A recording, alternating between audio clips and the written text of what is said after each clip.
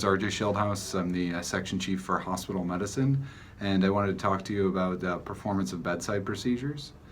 First, documentation of consent is required for all non-emergent bedside procedures listed, and also includes joint fluid sampling or injection and wound incision and drainage, as this is a VA policy.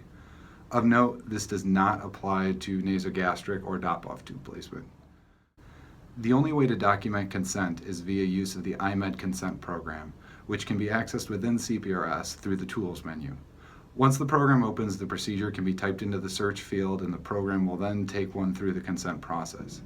Please note that both the physician and patient will be required to sign electronically.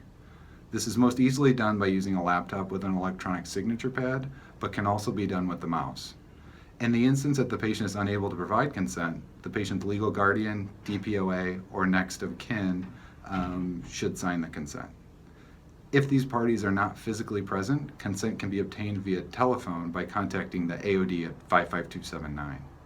Lastly, please note that there are no blanket consents for recurring procedures, for example, serial paracenteses or arterial line replacement.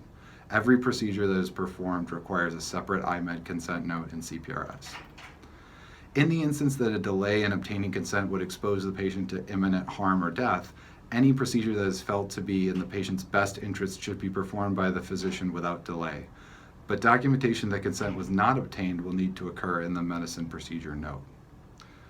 The medicine procedure note is a CPRS template to document procedure performance, and it's meant to be a resource for supplemental information, lab ordering, and a safety check for physicians. This note is meant to be initiated before the procedure, as it confirms that informed consent was obtained or waived appropriately, has embedded resource links on procedure performance and contraindications, and allows for the easy ordering of labs. Once the procedure is completed, the note should be revisited, and documentation of the procedure outcome and any complications can be done. Use of ultrasound for bedside procedures is the current standard of care, and no procedure should be done without it, as its use has been repeatedly shown to reduce complications and improve outcomes. The Blue Medicine Hospitalist Service has a portable ultrasound machine that can be accessed by paging the on-service attending at 36528. This machine can only be used under the supervision of the hospitalist to ensure it is being used properly and does not become damaged.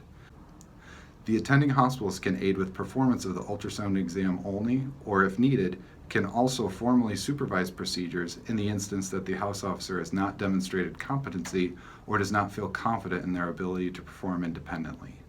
Please note, the decision on whether or not to perform a procedure is the responsibility of the primary service, but if it is deemed necessary, the Blue Medicine Hospitalist can supervise procedure performance 24 hours a day, 7 days a week.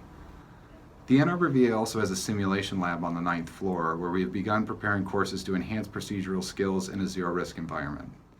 If you would like to schedule time to enhance your skills related to a certain procedure while you're at the VA, please feel free to email me at the email address shown below.